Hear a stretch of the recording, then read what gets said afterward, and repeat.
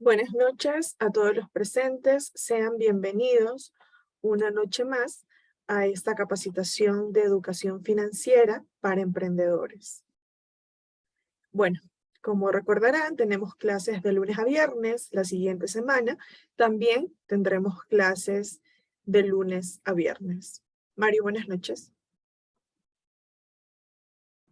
Muy buenas noches, mi estimada Marjorie, apreciados asistentes, la cordial bienvenida a todos y cada uno de ustedes.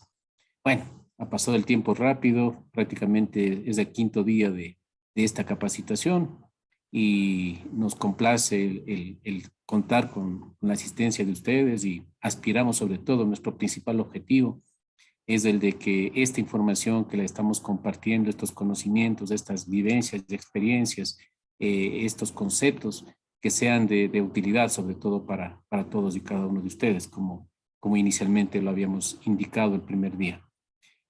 Para concluir, ya habíamos hablado, me permito hacer un breve resumen.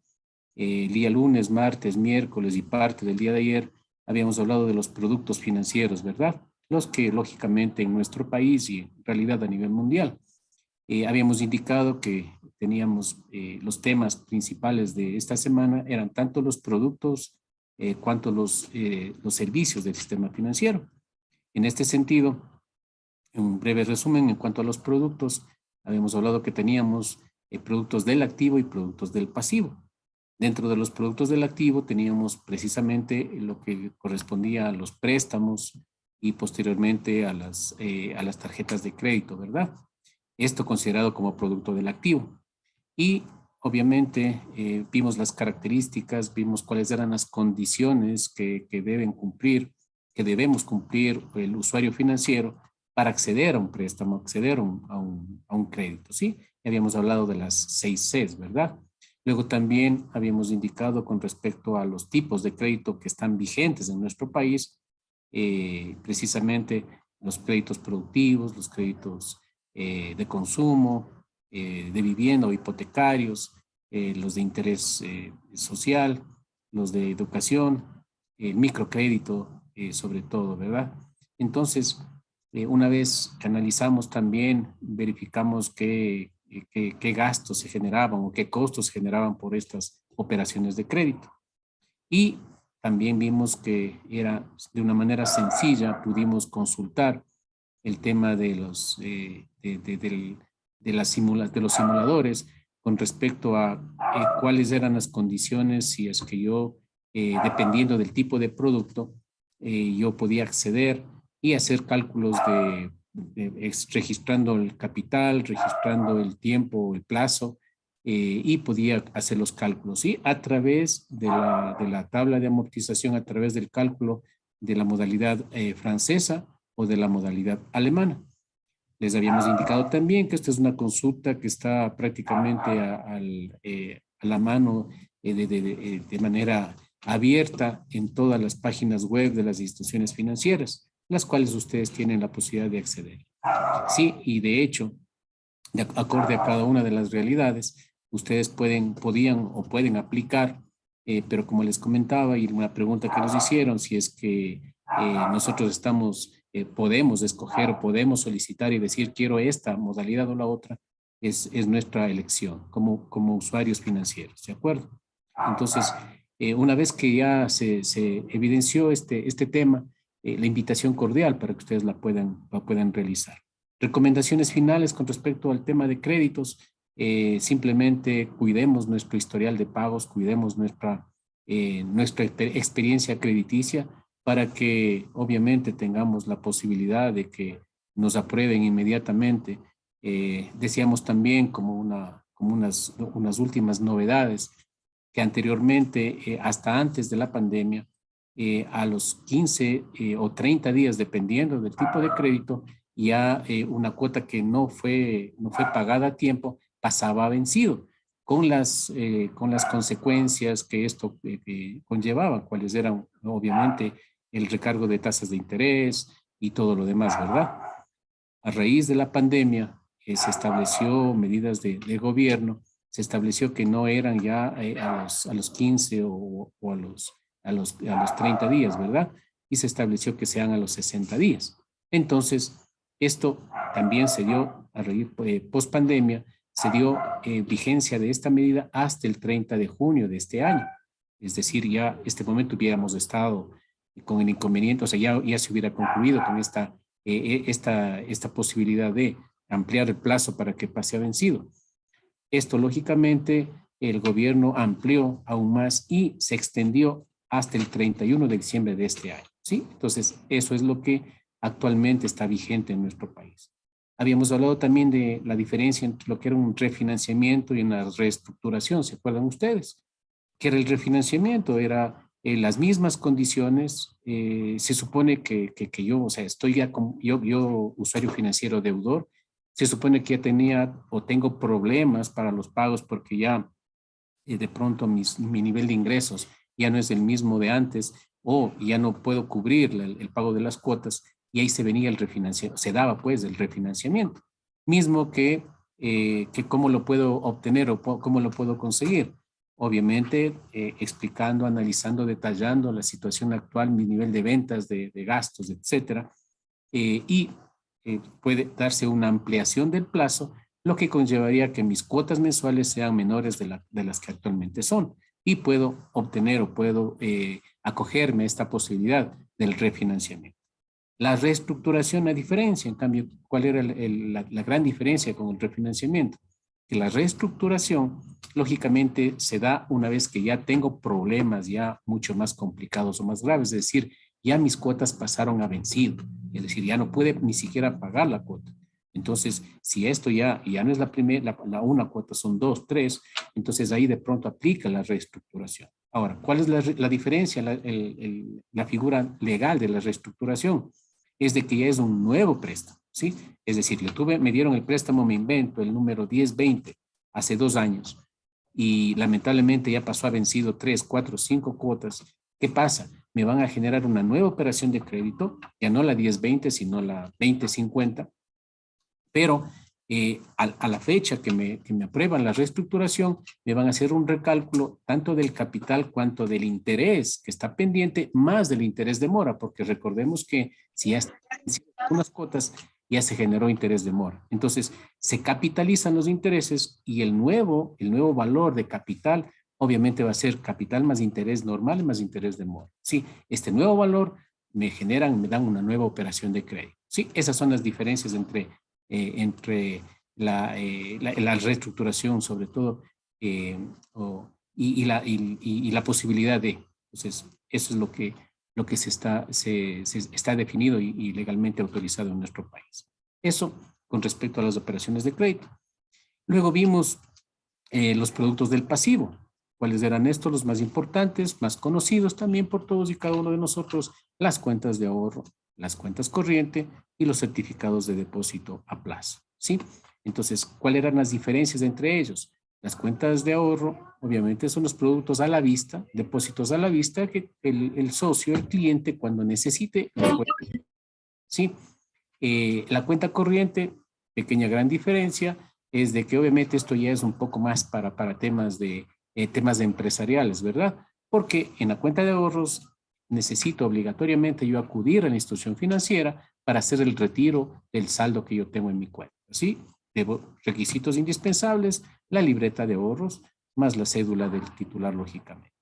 En el caso de la cuenta corriente, hablamos también de que el medio de pago de la cuenta corriente es el cheque. Y como tal, hablamos también y explicamos sobre la normativa del cheque. En otras palabras, la ley en nuestro país establecida para el manejo de cheques, lo que implicaba que debemos saber cómo girar los cheques, debemos saber cómo cobrar los cheques también, porque ahí viene el tema de los endosos, ¿verdad? Esto, y vimos también los temas de los cheques protestados, es decir, que un cheque se puede devolver por defectos de fondo, por defectos de forma o también, perdón, por defectos de fondos, es decir, insuficiencia de saldo. Entonces, en este sentido, evidenciamos de que el cheque tiene que ser girado correctamente, con un beneficiario, cantidad de números, cantidad en letras, el lugar y fecha de emisión. La fecha habíamos explicado que tiene que ser, si es que gira en números, en este orden mandatorio, año, mes y día, porque en base a esto podemos calcular la caducidad del cheque. El cheque se caduca, perdón, a los 13 meses. Obviamente la firma también tiene que corresponder a la que tiene registrada la institución financiera y acorde a la cédula del girador o del cuenta correntista.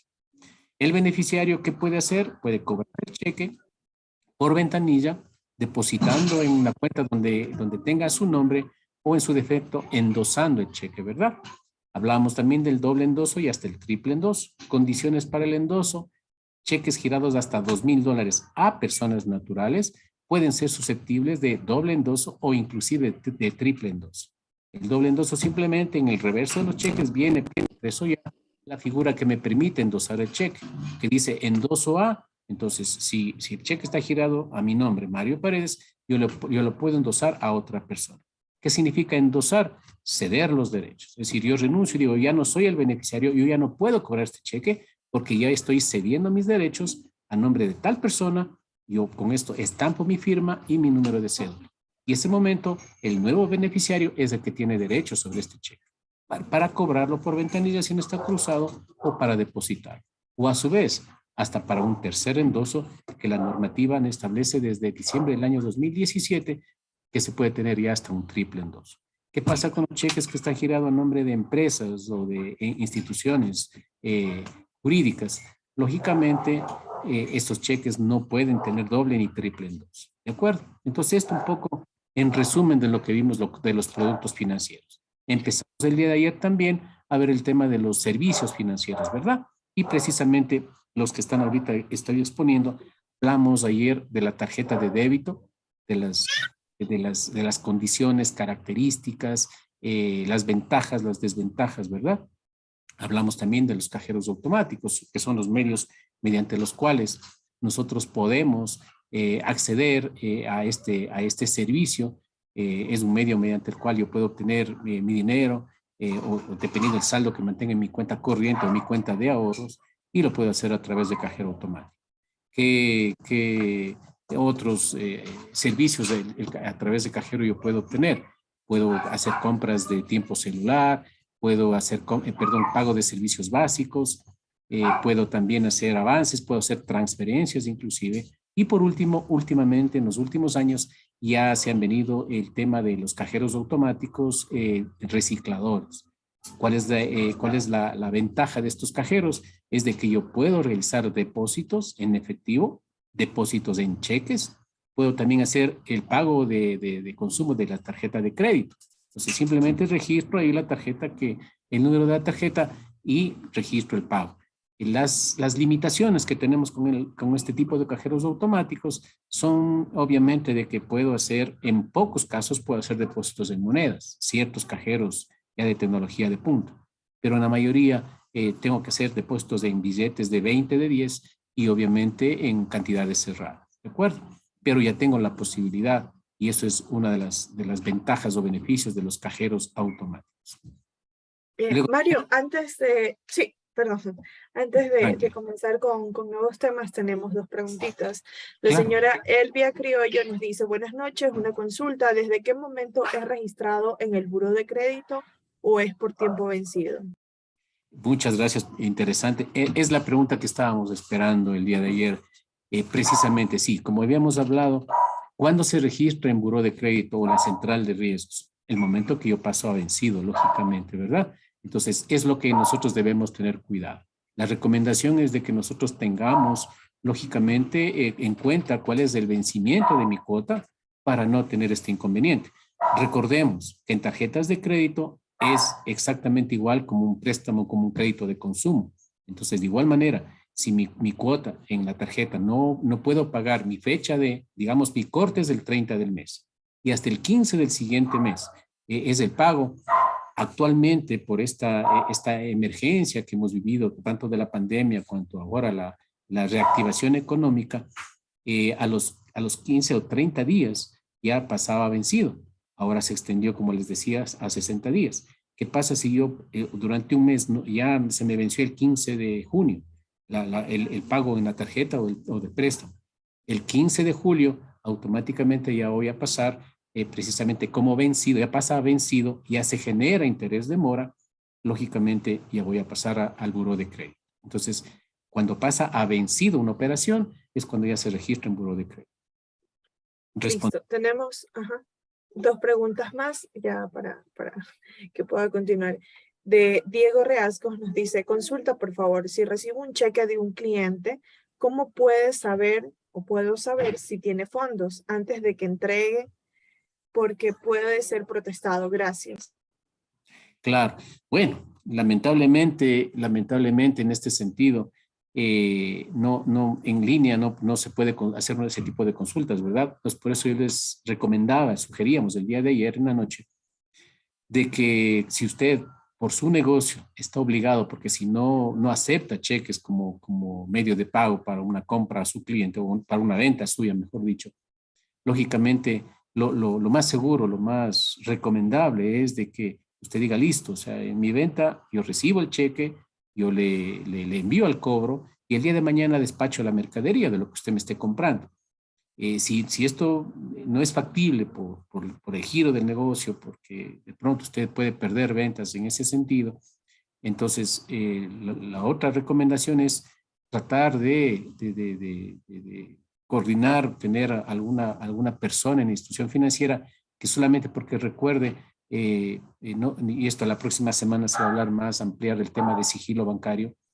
No se puede dar información a terceras personas, pero lo único que sí pues, se puede hacer es, mire, tengo el cheque de la cuenta número tal, el valor es tanto.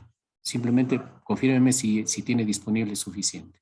Obviamente no le van a indicar, la institución financiera no le va a decir el saldo que tiene en la cuenta, no puede por obvias razones, pero al menos. Pero como le comento, si usted ya tiene clientes frecuentes que ya le pagan en cheques y no ha tenido inconvenientes, no hay mayor riesgo. Siempre hay riesgo, ¿verdad? Pero no es tan alto como a un cliente desconocido, peor si se trata de otra ciudad. En eso tengan, por favor, mucho cuidado, porque lamentablemente la mayoría de estafas que se dan con cheques, inclusive robados, o de chequeras de cuentas que ya han sido cerradas hace años, son precisamente en otras ciudades, ¿sí?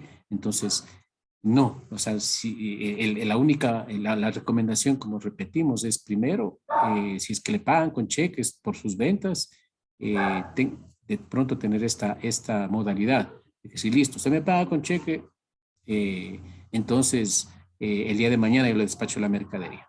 Y si le dice la persona que le compra, mire, pero yo soy el titular, yo soy el dueño de la cuenta. Ok, entonces puede hacerme ahora con la facilidad que tenemos para hacer una transferencia en línea.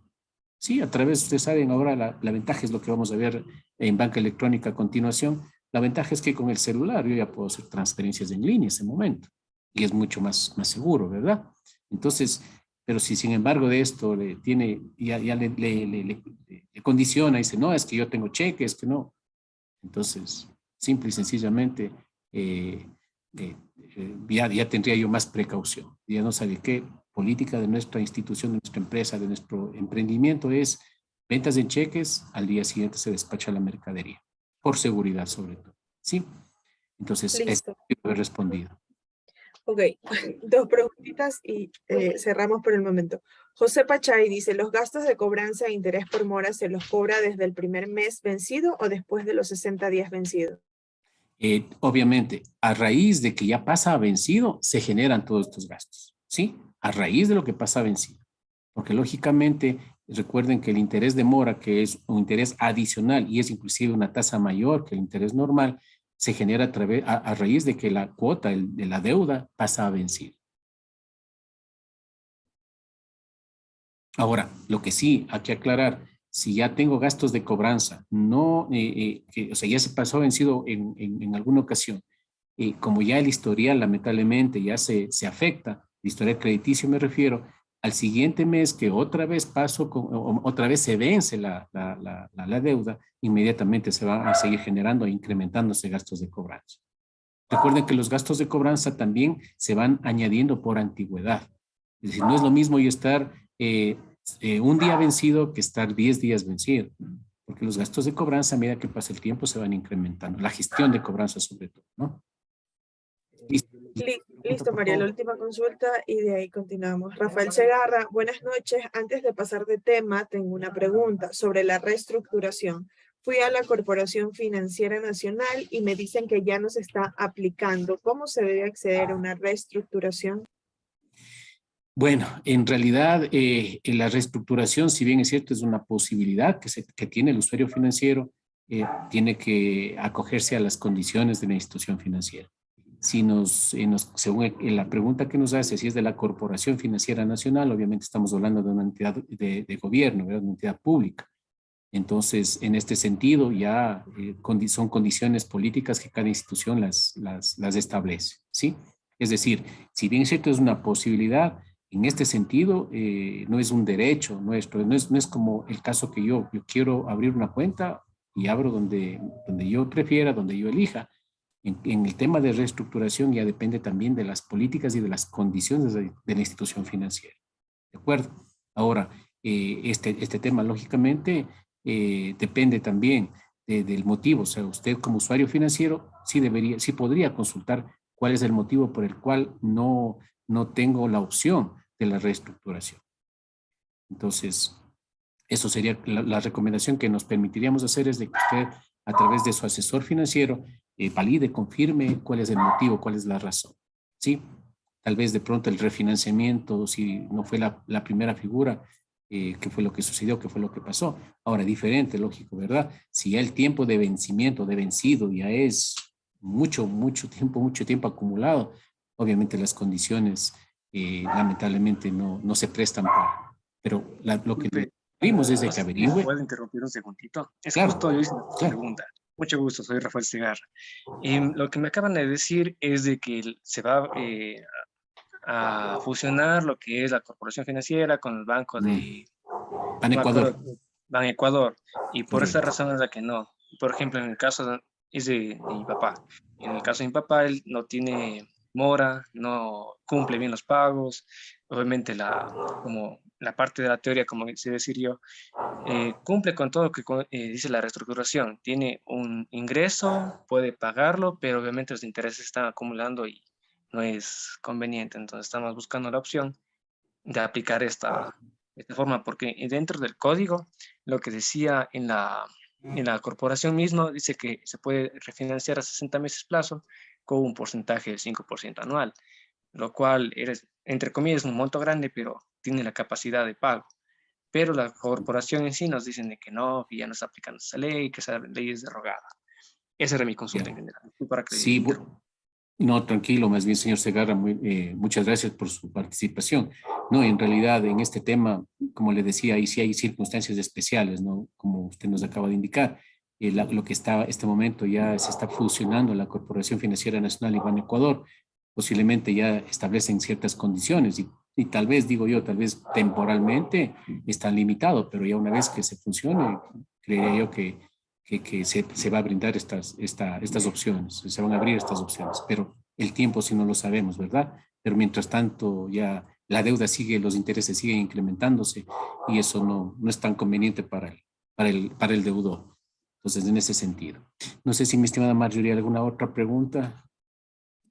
Sí, Mario, tenemos unas preguntas más. No sé si ya las contestamos ahorita o avanzamos con el tema y 10 minutos antes las contestamos del receso. Sí, por favor, sí. A ver, o si no, disculpe, mi estimada Marjorie, si son temas ¿cómo es? Respondemos de una vez, son temas de créditos. Sí, Ah, pero ya, ok, servicios listo. financieros dejamos para los 10 minutos finales. A ver, listo, sí. Bueno, un tema de lo que estábamos viendo ya pasados de productos. Dice, buenas noches, y para abrir una cuenta corriente, ¿con cuánto es la apertura? Allá. A ver, eso es política de cada institución, ¿sí? Entonces, generalmente para abrir cuentas de ahorros tenemos rangos, no les digo son condiciones, pero son rangos. Existen, perdón, instituciones que con 10, 20, 50, $100 ya le pueden abrir una cuenta de ahorros. La cuenta corriente, obviamente, el valor es un poquito más alto, por lógicas razones, ¿verdad? Entonces, hay instituciones que le dan con 100, con 300, con 500, si se trata de empresas con $1,000, etcétera. Pero tomemos en cuenta algo, o sea, si bien es cierto, este parámetro no es una condición, es decir, este es el valor fijo mínimo, no. Inclusive, ahora tenemos en las instituciones financieras la posibilidad de abrir cuentas virtuales. Es decir, usted a través de su celular ya puede abrir una cuenta, ¿sí? Entonces, la idea es de que recordemos algo. que el depósito inicial, o sea, con cuanto yo abro mi cuenta, en cuentas, como decíamos el día de ayer, sobre todo en bancos, usted al día siguiente ya puede retirar la totalidad de su dinero. O sea, si es, de cierta forma, es un ingreso y un egreso puede ser al día siguiente. En el caso de las cooperativas, lógicamente, tenemos el depósito inicial y un depósito de fondo, como recordemos que esa es la diferencia, ¿verdad? Yo en un banco soy cliente, en una cooperativa soy socio, ¿sí? Entonces así se le conoce al usuario financiero.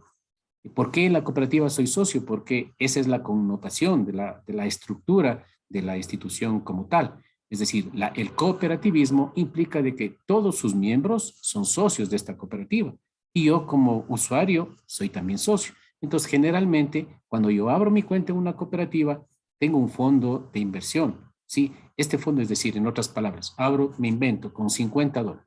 Si tengo un fondo de inversión de $20, yo tendré libre disponibilidad sobre los $30. Y esos $20, ¿cuándo me devolverán? Cuando posiblemente yo cierre la cuenta, ¿sí? Pero este es mi aporte, si cabe el término, como socio, ¿verdad? A diferencia que un cuenta ahorrista en un banco, en cambio, yo abro con $50. Al día siguiente puedo retirar los $50 porque es un depósito a la vista, ¿sí?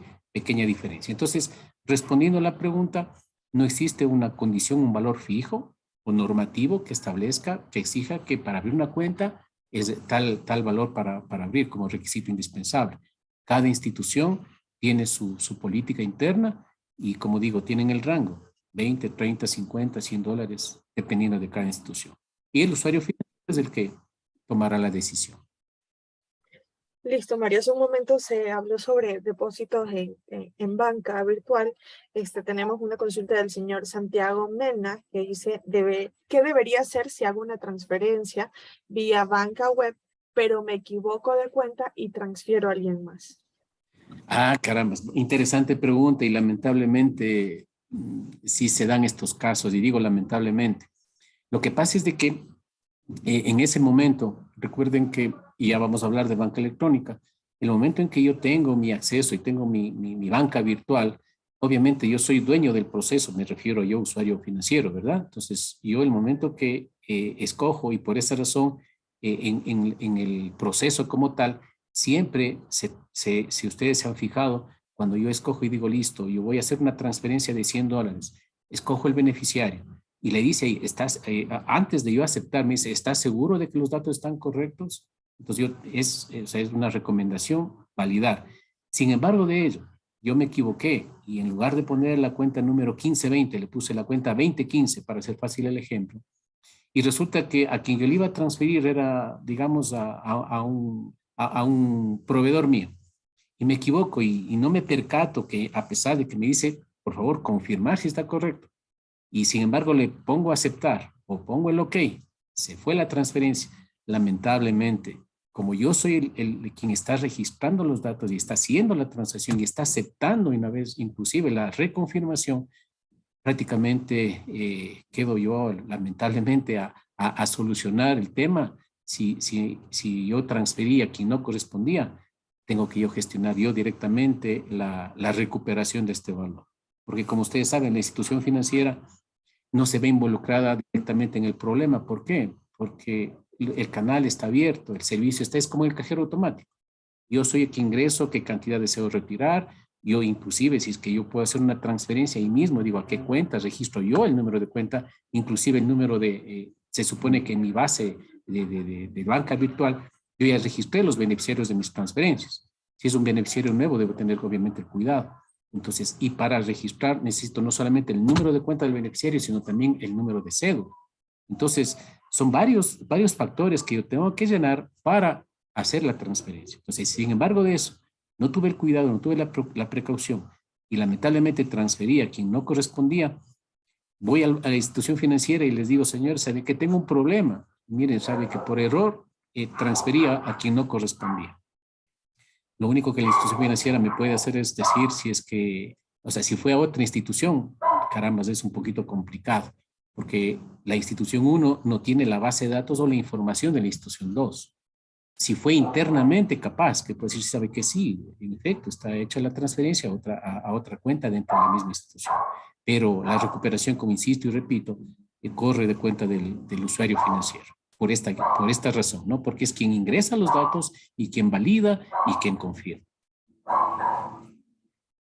Listo, Mario. Y una consulta sobre crédito, dice Cecilia Urgiles, disculpe, ¿cuánto tiempo tiene que pasar para volver a tener el buró de crédito bueno? Bueno, como les decíamos, en efecto, esto ya es un análisis, obviamente, no, para recuperar el buró de crédito no depende tanto de que inmediatamente, porque recuerden, el buró es un medio de información que está controlado, que está validado, verificado por la misma Superintendencia de Bancos. Entonces, la información no siempre es en línea, no siempre está, pero el historial va a constar ahí, ¿verdad? O sea, no se va a borrar el historial, pero el comportamiento crediticio, digamos que hace un año yo me caí en vencido 2 cuotas de mi préstamo, eso va a registrar en el historial, pero si a raíz de eso yo tengo ya un mejor comportamiento y estoy pagando oportunamente a tiempo, obviamente eso va a validar o va a contrarrestar este inconveniente.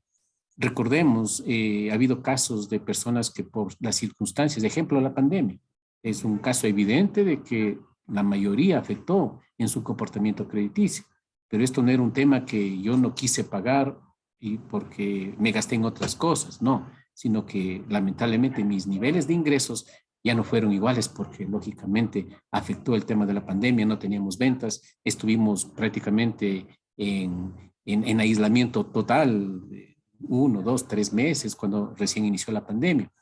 Todos esos aspectos son los que tiene que la institución financiera donde usted va a solicitar su crédito tiene que analizar. Lógicamente usted, como es, ofrecerá la información de sus descargos, de sus respaldos, de por qué motivo, ¿verdad? Entonces, todos esos temas son de análisis. Sí, María, tenemos una consulta más sobre préstamo, No dice hay Jorge problema, tranquilo. Martínez. Buenas noches, en un préstamo hipotecario, si fallece el deudor, ¿se liquida la deuda? Ya, esto, bueno, algo similar a esta pregunta nos hicieron, ¿se acuerdan? El día martes. Como les decíamos, si es que y condiciones, ¿verdad? Recuerden, en un crédito de consumo, perdón que me cambié de tema, un crédito de consumo no le van a solicitar un seguro de desgravamen, pero un crédito hipotecario, por supuesto que sí, porque lógicamente un crédito hipotecario ya estamos hablando de valores altos, ¿verdad? Usted no va a hacer un crédito hipotecario por $2,000 o $5,000. Un crédito hipotecario, 30, 40, 50, 100, $200,000, ¿verdad? Entonces, por normativa legal, el crédito hipotecario debe tener un seguro de desgravamen. Y obviamente, si el bien inmueble que se está hipotecando es una casa, debe tener lógicamente también el seguro contra incendio, contra desastres naturales, etcétera, etcétera. Entonces, si tenemos un seguro de desgravamen, lógicamente ya estoy, inclusive ustedes habrán fijado que cuando yo contrato una póliza de seguros, ya pago un valor y este valor estoy pagándolo inclusive en mi tabla de amortización va a constar el seguro, ¿verdad? Entonces, en ese sentido, y como ya interviene la aseguradora y ya no, en este caso el cónyuge ya no estaría obligado a terminar de pagar la deuda, a pesar de que es un deudor solidario. ¿Por qué? Porque esa es la condición de la póliza de seguro de desgravar. Ahora, hay lógicamente requisitos que se tienen que cumplir. La empresa, la aseguradora, tiene que validar si en efecto mi comportamiento crediticio, si es que yo estuve al día en los pagos, porque esas son las condiciones. Y es importante y recomendamos que cuando ustedes, como usuarios financieros o nosotros, todos como usuarios financieros, cuando nosotros firmamos la póliza de seguros, leamos absolutamente todas las cláusulas, revisemos para estar claros en cuáles son mis derechos y cuáles son mis obligaciones como usuario financiero. Entonces, claramente indica ahí de que para hacer uso, para ejecutar la póliza de seguros, se tiene que cumplir ciertas condiciones. Entonces, respondiendo a la pregunta, en los créditos hipotecarios generalmente todos tienen el seguro de desgravamen, ante lo cual simplemente se aplica la póliza de seguros correspondiente. Sí. Agradezco su colaboración en este punto, que es un tema legal. Gracias, Marito. No, solo aclarar algo. En los temas de créditos hipotecarios, A veces la cuota, por ejemplo, nos descuentan, como son dos deudores en este caso, ¿no es cierto?, cónyuges. La cuenta según nuestros la cuota según nuestros ingresos en general se calcula en base a los ingresos que percibe cada cónyuge.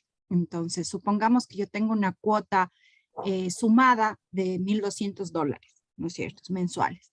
Pero el cónyuge que más ingresos recibe, de pronto paga 700 y el otro cónyuge, de acuerdo a sus ingresos, le descuentan 500. Por lo general en los créditos que se hacen con el BIES y los créditos que se hacen en otras instituciones que se dedican al tema de la vivienda. Entonces, supongamos que fallece el cónyuge que aporta con los $700. Esa cuota es la que aplica el seguro de desgravamen.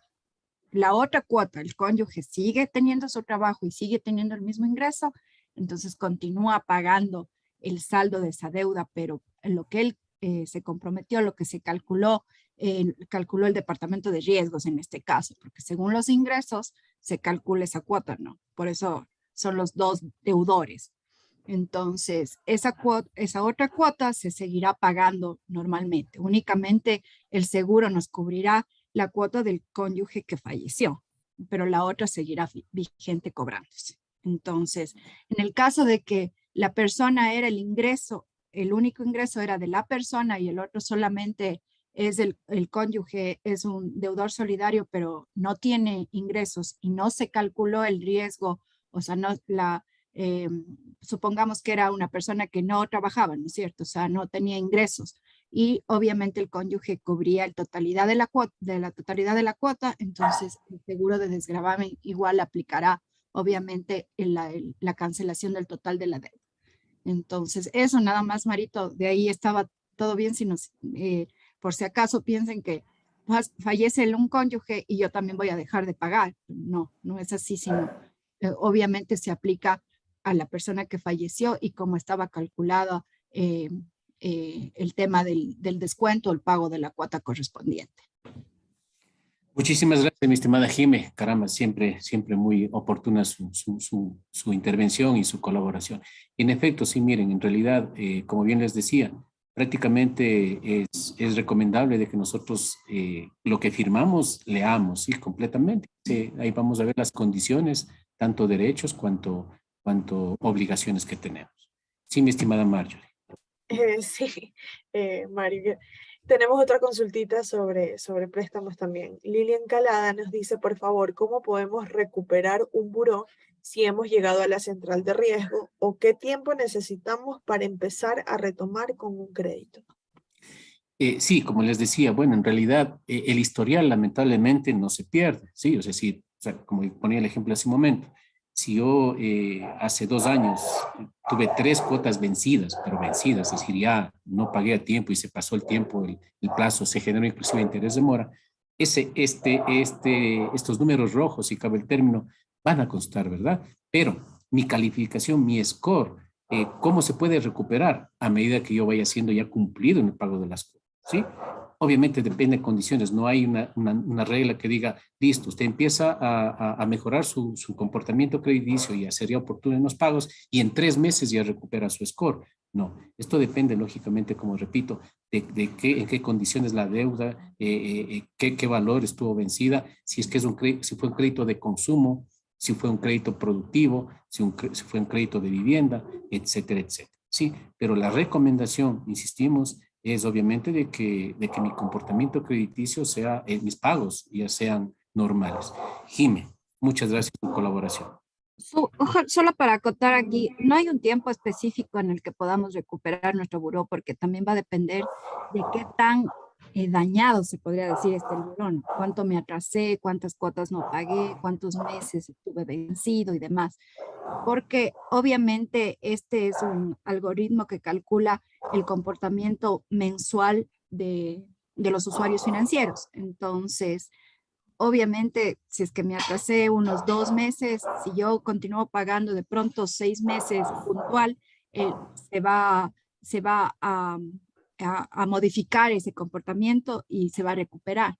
Pero si es que tuve mucho tiempo de vencido, muchos días de castigo y así, entonces más tiempo nos va a tomar recuperarnos. Entonces realmente esos son ya casos específicos que de pronto un asesor de crédito, el rato que revise su buró, va a decir, bueno, de aquí a usted le toca un año entero para recuperar su buró. De pronto en 6 meses puede mejorar su buró y a otras personas les tomará más tiempo todavía. Entonces no hay cómo dar una respuesta fija a ese tema. Muchas gracias, Jimé, muchas gracias.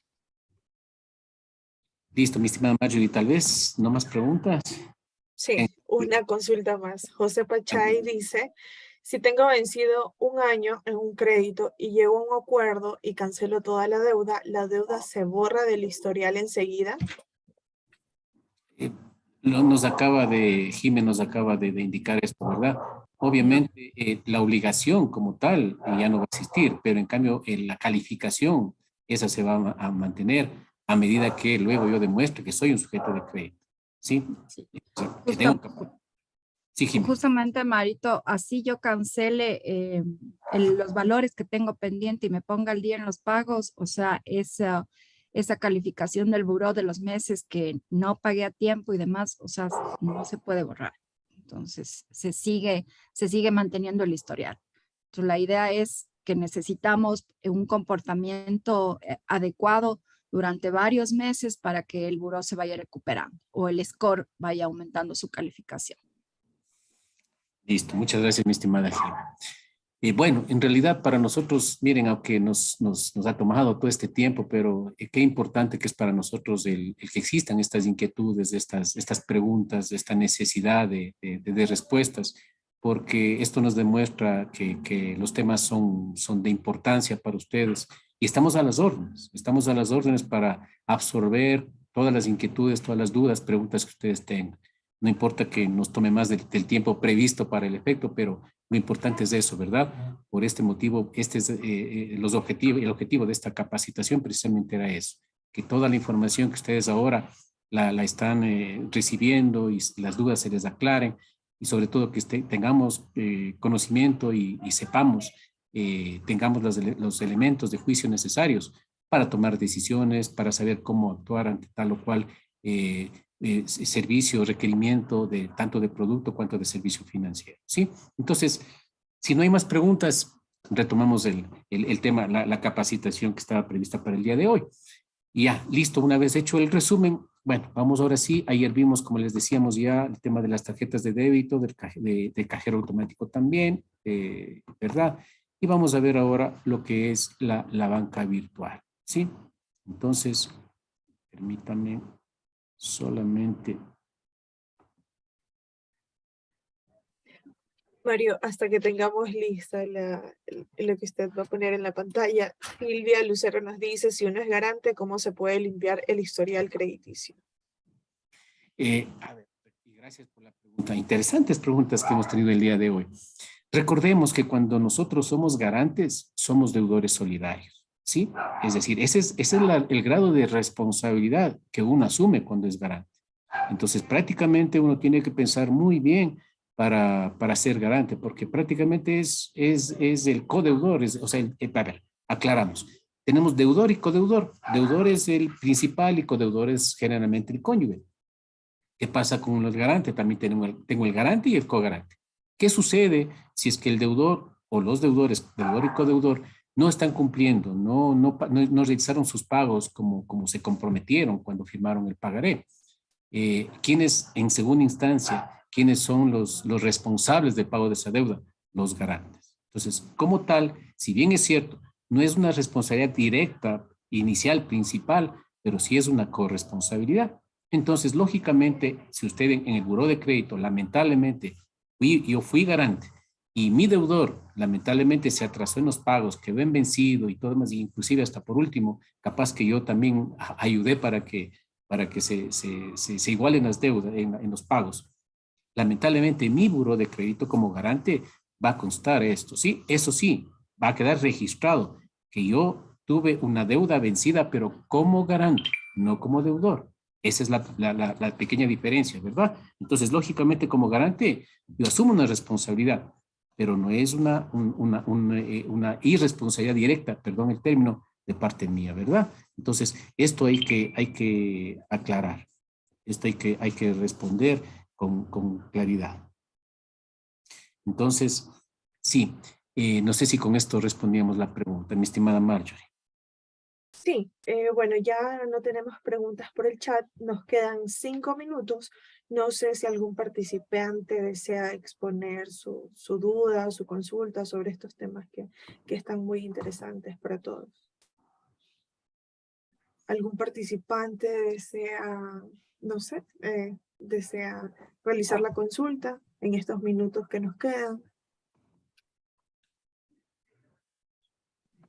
Marjorie, solamente aclarar el tema de las garantías, ¿no? Es la misma responsabilidad. Si es que yo soy garante, soy igualmente responsable de este crédito o de esos pagos vencidos. Entonces, lo mismo igual se afectará a mi buró de crédito. Así yo cumpla o haga las veces de deudor o así me toque a mí asumir esa deuda, igual mi buró quedará registrado los temas de los vencimientos, ¿no? Entonces, de pronto, si soy garante, me toca asumir la deuda que los deudores no la pudieron asumir por A o B razón, igualmente mi buró va a estar afectado, ¿no? Entonces, igual el tema de mejorar mi buró de crédito, igual va a darse con un comportamiento crediticio adecuado y obviamente cancelando la deuda que estaba pendiente. Entonces, esa es una gran responsabilidad, el hecho de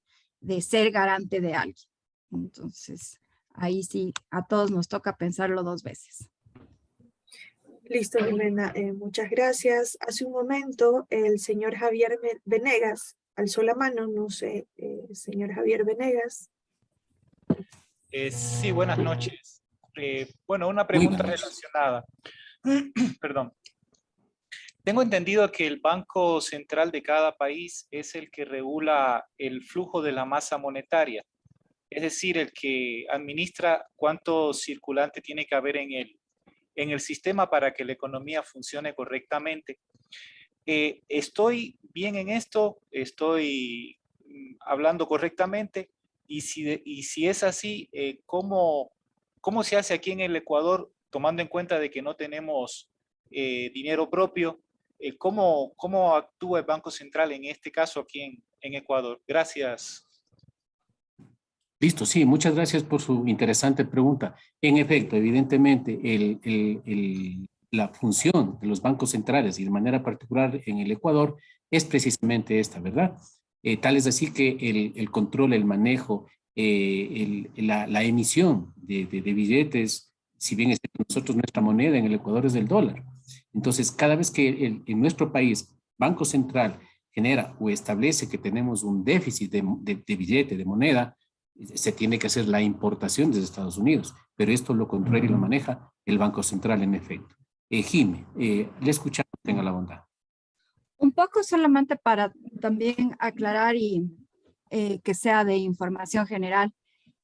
Los bancos también tenemos la obligación, obviamente, de contar con la liquidez suficiente y esto la Superintendencia de Bancos está atenta todo el tiempo. Que cada banco tenga la liquidez suficiente para garantizar los depósitos de todos sus usuarios financieros.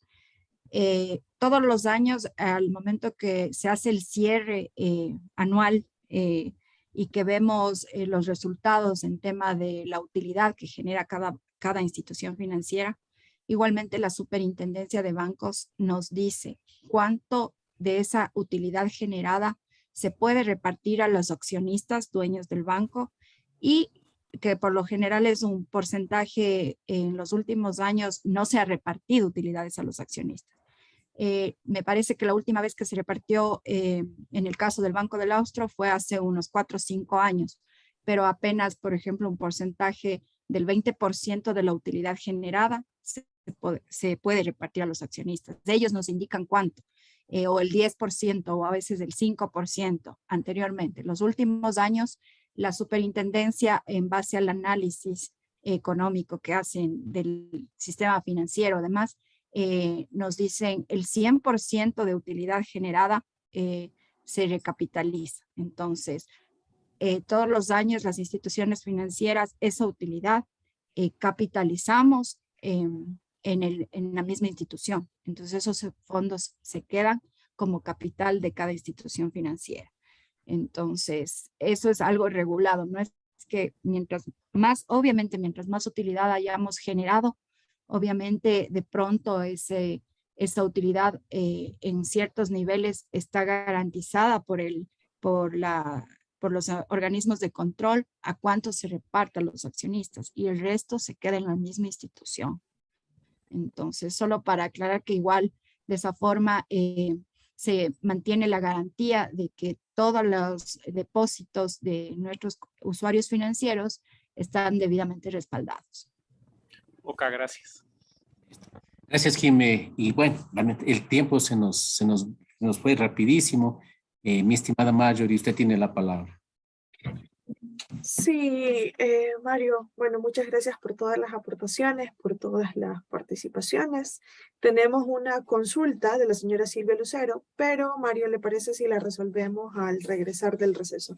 Nos vamos a tomar 10 minutos, regresamos 8 en punto. Bueno, nos vemos en un momentito. Regresamos en 10 minutos, por favor. Muchas gracias.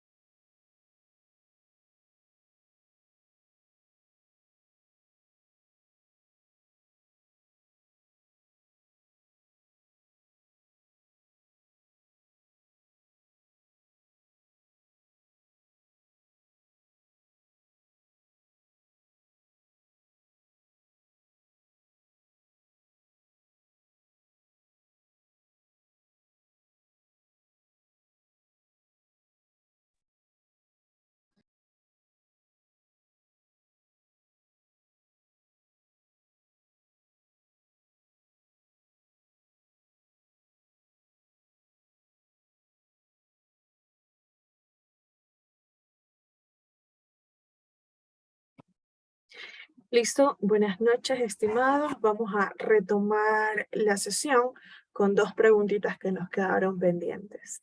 De la señora Silvia Lucero, dice cómo se puede reactivar una cuenta corriente castigada. Aclarando el tema, muy buenas noches nuevamente con todos. Aclarando el tema, bueno, las cuentas corrientes no se castigan, ¿sí?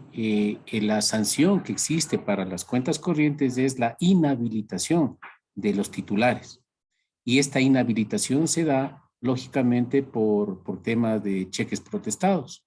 Si es que lamentablemente por giré cheques, no tuve los fondos y los cheques se fueron protestados, breve resumen, recuerden ustedes, si yo tengo hasta 4 cheques protestados en una misma cuenta o hasta 8 cheques protestados en varias cuentas o en varias instituciones financieras, me inhabilitan, o sea, al titular de esta cuenta o a los firmantes, nos inhabilitan durante un mes cuando es la primera ocasión. Si es que en tema de reincidencia, es decir, ya me sancionaron esta vez y yo nuevamente tengo cheques protestados, ya no va a ser 4, sino 3 cheques de una misma institución o hasta 6 en varias, y ahí me va a inhabilitar por un año, ¿sí? Y si es que luego de esta segunda sanción nuevamente reincido, me van a inhabilitar hasta por 2 cheques de una misma institución y hasta por 4 en varias, ya por 3 años, ¿sí? Entonces, aclarando, las cuentas corrientes no son sancionadas, sino a quienes intervienen como firmas o como firmantes o como autorizados de estas cuentas. ¿De Listo, acuerdo? Mario. Y Entonces, esto nada más ahora. Sí, le escuchamos, mi estimada Mario. de José Pachay, dice, ¿hay algún sitio web donde los trabajadores puedan verificar la utilidad de la empresa? Creería yo que tendrían derecho a saberlo, ¿o me equivoco? Bueno, en realidad depende de la institución, ¿verdad? Si es una empresa privada, lógicamente tiene sus políticas internas, ¿sí? Si es una empresa pública, evidentemente se supone que no tienen utilidades, pero generan ingresos extras. Ahora, adicional a ello, también depende de la empresa a qué categoría pertenece. Las instituciones financieras en nuestro país estamos obligados, y de hecho, el enlace a la página de la Superintendencia de Bancos, cualquier persona que quiera consultar lo puede hacer, porque esta información es abierta, es al público, ¿sí? De las instituciones financieras, ¿sí? Si hablamos, por ejemplo, de empresas industriales, no tienen esta misma obligatoriedad, porque nosotros, ¿cuál es la diferencia? En la institución financiera o las instituciones financieras de nuestro país son entidades controladas y como tal, la información es pública. Sí, entonces ahí, si ustedes desean consultar, en la página web de la Superintendencia de Bancos se publican los balances de todos los bancos y de todas las entidades controladas por la Super de Bancos, y ahí usted puede verificar. Ahora, adicionalmente, nos dicen que el audio está un poco bajo, vamos a verificar. Adicionalmente. Sí, se escucha bien, Mario. Listo, muchas gracias. Adicionalmente, recuerden que para las cooperativas, lógicamente también tenemos la SEPS, la Superintendencia de Economía Popular y Solidaria, que es la entidad que controla, que regula, que supervisa, que vigila precisamente este tipo de instituciones financieras. En resumen, en nuestro país, todas las instituciones financieras legalmente constituidas, lógicamente tienen el control y la información de las mismas está al alcance de todos absolutamente. ¿De acuerdo? Entonces, a eso nos referíamos al inicio. Nosotros, ¿se acuerdan? Que usted como usuario financiero tiene que validar que a la institución donde usted está invirtiendo, donde usted está depositando su dinero, sus ahorros, esté debidamente formalizada, legalizada y obviamente que cuente con todo el respaldo, como hace un momento nos decía la doctora Jimena Abad, lógicamente con este seguro de depósitos, que si es que algo sucede con la institución, usted no pueda perder su dinero. ¿De acuerdo? Marito, adicionalmente, en las páginas web de cada institución también tenemos la obligación de publicar los balances anuales. Entonces, ustedes si es que se dirigen a cualquier página web de cualquier institución financiera, van a encontrar también esa información.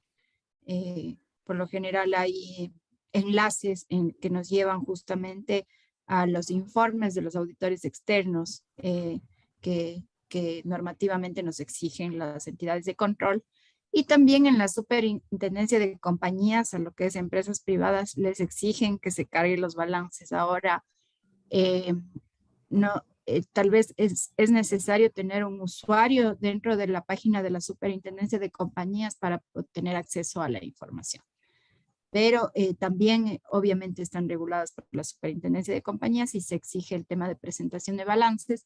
Y en los balances, obviamente, está la información de la utilidad que genera cada compañía.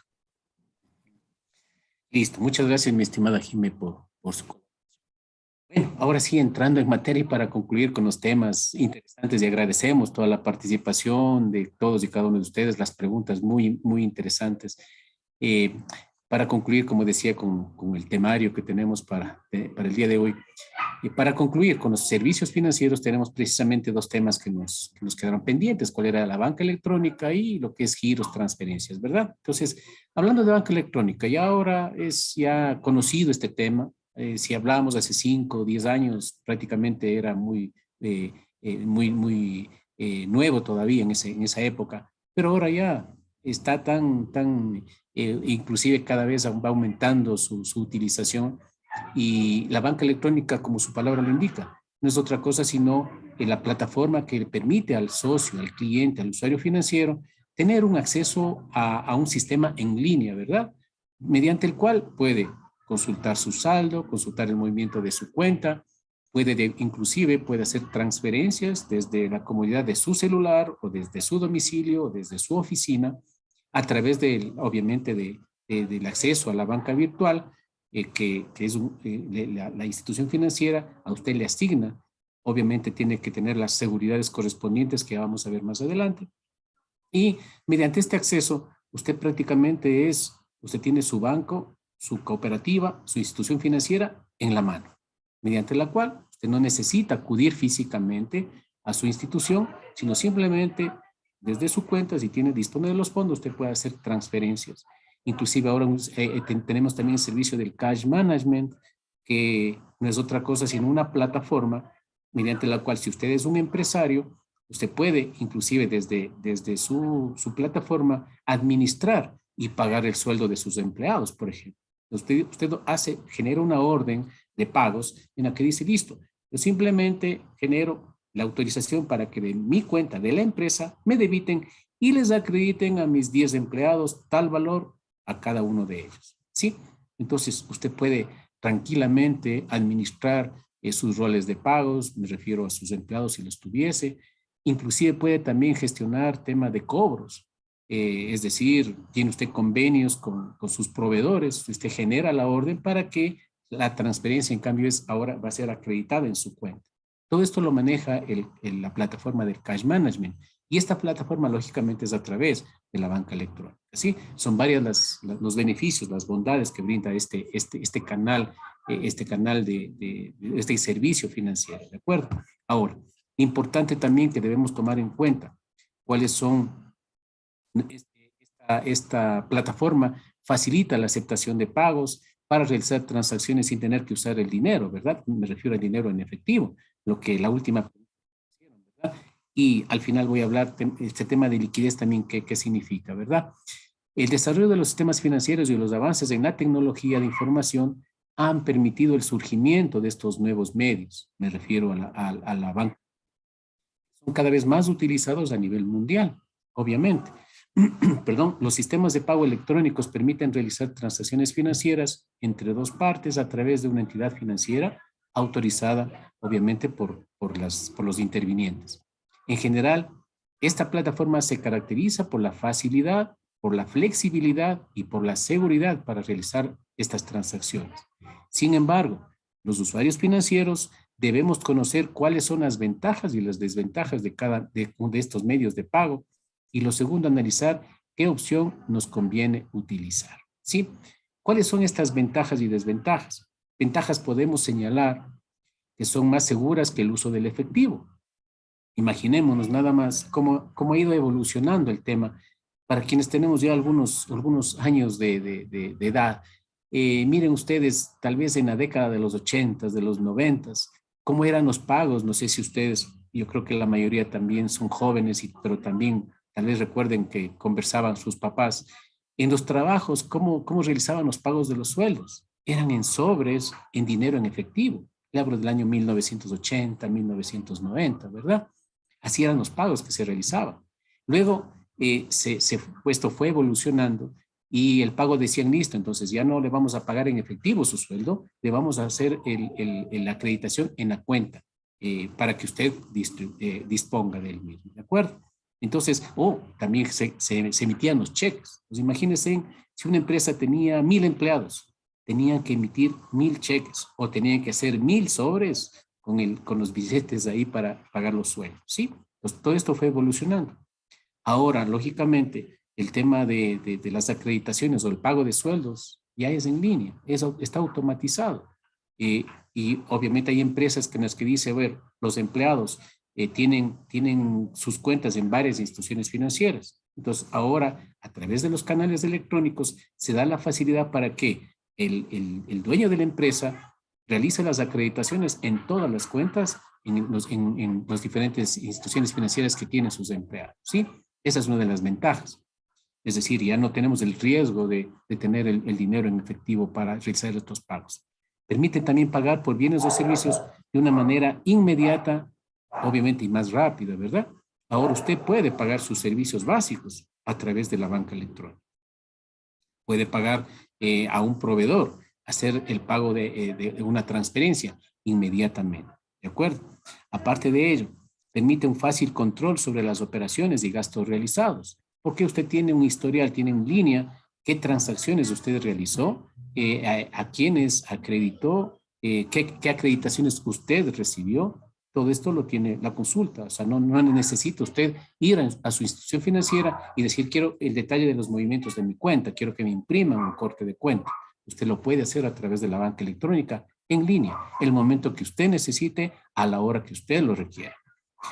Se pueden también utilizar para hacer compras por internet, claro que con las seguridades que se debe tener al respecto, y permiten tener un acceso a productos y servicios financieros en línea, ¿sí? Este momento usted puede acceder a la página web de su institución financiera y la institución le brinda las características. En este momento, si usted gusta, usted dice, listo, esto me interesa, accedo, acepto y en línea, ¿de acuerdo?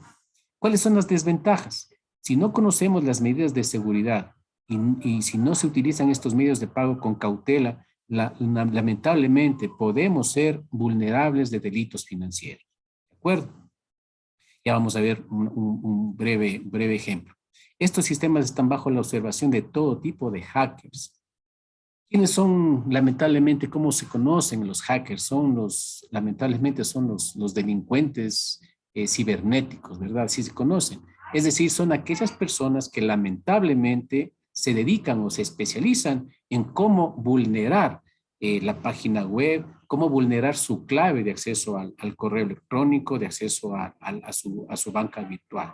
Sí, estos temas lamentablemente son, y así como ha ido evolucionando el uso de estos canales, de estos servicios financieros electrónicos, lamentablemente también la delincuencia se ha ido desarrollando.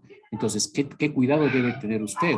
Lógicamente, y su institución financiera, de brindarle la seguridad. Entonces, de tal manera de que, por ejemplo, cuando usted ingresa con su clave, que le asignen códigos instantáneos o momentáneos, de acceso. Es decir, usted dice, listo, ingreso con mi clave, ingreso mi password, ingreso ya al sistema, pero luego me dice, para usted hacer una transacción, para usted consultar el saldo de su cuenta o para hacer una transferencia, necesita un código de verificación. Entonces, este código, usted dice, listo, solicito el código.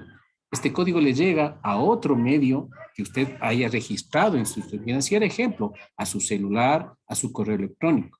Entonces, ya un poco vamos minimizando el riesgo de esa manera, ¿verdad? Entonces, importante, su clave es personal e intransferible. Es decir, mientras más segura tenga su clave, menos riesgo existirá de que le vulneren o de que le hackeen, ¿verdad?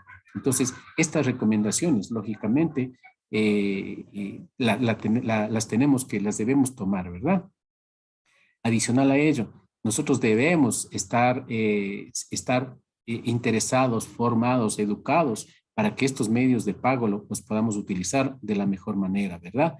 Porque si no tenemos estas seguridades, lamentablemente podemos ser vulnerados y podemos tener problemas e ingratas sorpresas de que a través de la banca virtual o de la página web o del uso del celular, lamentablemente me hackearon y me retiraron los fondos de dinero que yo tengo en mi cuenta, ¿de acuerdo? Entonces, importante el señalar estos aspectos, ¿sí? Entonces, si bien es cierto, como decía, tenemos acceso también a través del celular. Importante de que usted, vamos a poner el ejemplo de que usted ya tenía registrado y usted con su celular trabajaba, hace sus consultas, inclusive hace sus transferencias. Pero que resulta que de pronto le robaron el celular, se le perdió el celular. Inmediatamente usted tiene que gestionar, comunicar, reportar para que le bloqueen automáticamente y como decíamos al inicio de esta capacitación, la mayoría o todas las instituciones financieras tienen su canal de reporte de que si usted se le ha perdido su tarjeta de débito, su tarjeta de crédito o su celular. Porque recuerde que a través de sus celulares lo que le van a enviar los códigos de seguridad para que usted acceda a la banca virtual, ¿sí? Entonces, si usted va a tener ese inconveniente, inmediatamente con eso, usted bloquea cualquier acto ilícito que puedan cometer con su cuenta, ¿de acuerdo? En esta evolución que estábamos hablando, hace años, en la puerta para poder usted entrar a la banca virtual, generalmente era el número de su cédula y la clave de la tarjeta de débito que usted tenía para ingresar a su cajero a través o sea, a cajero automático a través de la tarjeta de débito. Sí, pero como veíamos, lamentablemente, igual se fueron perfeccionando las modalidades de fraude y las tarjetas en esa época tenían solamente la banda magnética. Entonces ya era muy fácil la vulneración de esta información, de estos datos. Fue evolucionando la tarjeta de débito, la tarjeta de crédito ahora tiene un chip.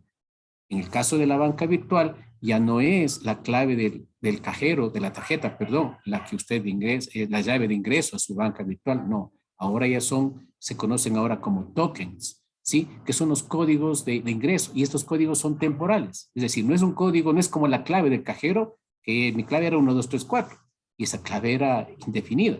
No, ahora usted ingresa a la banca virtual o a su banca electrónica y automáticamente va a decir, listo, ingrese y a su celular o a su correo electrónico le enviamos el código, ¿sí? Generalmente el código actualmente ya no de 4 dígitos, ahora son de 6. Entonces, si usted tiene acceso y dice, listo, para que usted cometa un fraude necesitan su correo electrónico, necesitan su celular y necesitan su clave de acceso a la banca virtual, ¿sí? Entonces, el mayor cuidado, por favor.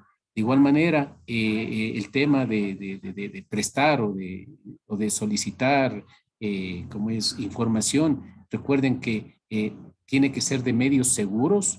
Si por un correo usted recibe un correo electrónico y de pronto le dicen, para nosotros actualizar nuestros datos, necesitamos que usted nos facilite su código, su clave y toda la información. Por favor, esa información mediante vía electrónica usted no la debe proporcionar. Ante cualquier actualización de datos que usted necesite hacer o que le pidan hacer, les recomendamos, acuda a su institución financiera de manera personal, asegúrese de que en efecto es así y con su puño y letra usted actualice sus datos, que eso es el mecanismo adecuado o recomendable. ¿De acuerdo? Entonces, esto con respecto, ya hablamos de los beneficios, de las recomendaciones. ¿De acuerdo? En honor al tiempo, vamos con el último tema, que es el tema de las transferencias. Recuerde de igual manera los giros y transferencias. ¿Cuál es la diferencia? Lógicamente, para yo realizar un giro, no necesito de tener una cuenta, no es un requisito que yo tenga una cuenta para realizar un giro desde de un sitio a otro.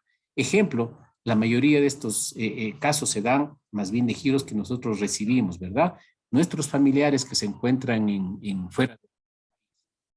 ¿Cómo revisan las remesas que nosotros recibimos, que es una cantidad bastante alta y que aporta de manera significativa en la economía de nuestro país? son los giros que recibimos o las remesas que recibimos desde el exterior, ¿verdad? Para ello, tenemos dos mecanismos, lógicamente. El uno, que puede ser, me hacen el giro, digamos que hacen un hermano que yo tengo en Estados Unidos, me hace el giro con crédito a la cuenta, él puede disponer allá que le hagan con crédito a mi cuenta que mantengo en una institución financiera. O lo otro es, me hacen un giro y con una clave, ¿para qué? Para que yo la pueda cobrar en ventanilla en la institución financiera que yo elija, ¿de acuerdo? Entonces, ese es el giro. Ahora, la transferencia. La transferencia para ello sí, necesariamente, indispensablemente requiero de una cuenta, ¿sí? Las transferencias son de tres tipos. Las transferencias internas en las instituciones financieras, que no es otra cosa que yo digo, listo, tengo mi cuenta de ahorros en X institución, y que en la institución X, mejor dicho, y quiero transferir fondos desde mi cuenta a otra cuenta en la misma institución financiera. Esa es una transferencia interna, ¿de acuerdo? Tenemos luego la transferencia externa, o sea, nacional, pero externa. Significa que yo puedo desde mi cuenta, desde mi institución financiera, transferir hacia otra cuenta en otra institución financiera, ¿sí? Esta se conoce, si fuese entre bancos, transferencia interbancaria. Y obviamente si es que es una transferencia a otra cooperativa, desde una cooperativa a otra cooperativa o desde una cooperativa a otro banco, también la pueden realizar. Y por último tenemos las transferencias al exterior, ¿sí? Con respecto a costos, ya concluyo con las transferencias al exterior. Con respecto a costos, las transferencias internas no tienen costos. Las transferencias nacionales externas o interbancarias tienen costo. Actualmente es de $2.15. Es el costo máximo que la Junta de Regulación y Política Financiera ha establecido actualmente. ¿De acuerdo? Es el costo de $2.15. Las transferencias del exterior, obviamente, en estas tienen una condición especial adicional. ¿Cuál es este? Que tengo un impuesto que pagar, que es el impuesto a la salida de divisas, ¿sí? Para las transferencias al exterior, lógicamente ya es más estricto el tema. ¿Por qué? Porque la institución financiera está obligada a reportar a los organismos de control de que, me pongo como ejemplo, de que Mario Paredes está enviando una transferencia, está prácticamente enviando recursos económicos desde el Ecuador hacia el exterior, ¿sí? Entonces, primera condición, impuesto a la salida de divisas. Segunda, tengo que justificar el motivo por el cual yo estoy transfiriendo al exterior fondos, ¿sí? Si estos fondos son porque estoy pagando por una importación que estoy haciendo porque yo soy un empresario que importa de pronto materia prima, equipos, maquinaria, etcétera, ¿cuál es mi respaldo? El DUI, el documento único de importación, ¿verdad? Porque estoy haciendo una negociación y mi proveedor en el exterior, yo tengo que pagarle para que él me despache la mercadería o la maquinaria o lo que yo le esté comprando, ¿verdad? Entonces, va a haber este respaldo. Si es que lo que estoy transfiriendo al exterior es por pago de un préstamo que yo tengo en el exterior, de igual manera, debo presentar la documentación de la deuda que yo tengo en el exterior. Si el tema del pago al exterior es por estudios, digamos que yo tengo mi hijo que está estudiando en la universidad en otro país, por supuesto también debo presentar mi respaldo. Por último, si es que yo digo yo quiero invertir en el exterior, debo tener también todos estos respaldos. Entonces, recordemos que cada vez que yo hago una transferencia al exterior, debo justificar, debo sustentar, ¿de acuerdo? De tal manera que la institución donde yo solicito este servicio me va a solicitar estos requisitos, me va a pedir estos requisitos, los cuales no es por política interna de la institución, sino esto es por normativa legal. En nuestro país, en este año, ustedes recordarán, cada trimestre se está disminuyendo el porcentaje del impuesto a la salida de divisas, hablando de transferencias al exterior. Recuerden que cada trimestre se reduce en 0.25 0.25 centésimas, ¿verdad? Entonces, antes era el 0.5% el impuesto a la salida de divisas y cada trimestre está disminuyendo en 0.025, ¿sí? Esto como explicación adicional para quienes les interesa el tema de las transferencias del exterior. Y por último, como les decíamos, por horarios, las transferencias obviamente tienen que cumplir, tienen un horario establecido, por obvias razones. Si usted anhela y desea que su transferencia, que su transferencia sea interna en la misma institución o sea hacia otra institución, se procese el mismo día, obviamente hay procesos, hay horarios que cumplir. Las internas no hay mucha limitación porque es la misma institución financiera. Pues hay instituciones que dicen hasta las 4 o 5 de la tarde, dependiendo de sus horarios de atención. Las transferencias que son hacia otras instituciones, necesaria e indispensablemente se las realiza a través del sistema de pagos interbancarios que se conoce en nuestro país, que es a través del Banco Central, ¿sí? Entonces, el Banco Central tiene la base de datos de las transferencias y a través del Banco Central es lo que se procesa. Entonces, aquellas que se realizan hasta las 3 de la tarde tienen seguridad de que en la otra institución van a ser acreditadas el mismo día. Todas aquellas que son procesadas posteriormente al siguiente día. A diferencia, aquí nada más un punto. Las transferencias realizadas a través de la banca virtual o a través de, lógicamente, de la banca electrónica, hay instituciones que le ofertan el servicio y le dicen, listo, si usted quiere hacer en línea, y este rato son las 7 de la noche, y quiere hacer en línea, el costo de esta transferencia es de 50 centavos, ¿sí? Y si es que usted dice, listo, no, yo no importa, yo lo hago el día de hoy, pero no importa que el día de mañana sea acreditado a la otra cuenta, es una transferencia normal que tiene un costo de 35 centavos de comisión, ¿sí?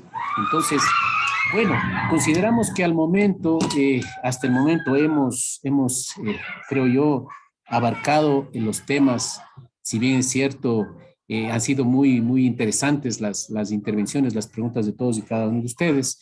Mi estimada Marjorie, por mi parte, yo creo que hemos concluido y hemos abarcado el objetivo de los temas del día de hoy. Mi estimada. Sí, así es, Mario. Una respuesta rapidita para la señora Nila Muévese. La dice, ¿cuál es la diferencia de la banca electrónica y banca virtual? Listo, ya. Bueno, la banca virtual es aquella que usted tiene acceso a través de medios como el celular, como el internet y prácticamente todo, ¿no? La banca electrónica es el inicio de la banca virtual. Sí, es como se conocía hasta hace pocos años, porque no se incorporaban todavía estos medios de acceso, ¿sí? Entonces, antes la banca electrónica era simplemente la computadora o la tablet y la página web de la institución financiera. En cambio, la banca virtual se fue ampliando y ahora la banca virtual dice, listo, usted puede acceder a través de su computador, a través de la página web, de su tablet, pero también ahora a través de los implementos de estos como el celular. Entonces, esa es la única diferencia. Listo, Mario. Bueno, muchas gracias, Mario. Toda esta semana nos ha acompañado con temas súper interesantes. Recuerden que el día lunes continuamos con más temas de capacitación. El día lunes les vamos a hablar sobre un cuestionario de evaluación que tendrán que resolver, pero bueno, eso lo hablamos el día lunes. Agradecemos a todos los participantes por darse cita en este lugar. Tengan buena noche.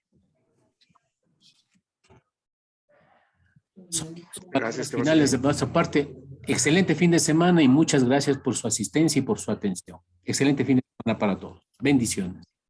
Gracias, muy buenas noches a todos. Muy buenas noches. Gracias.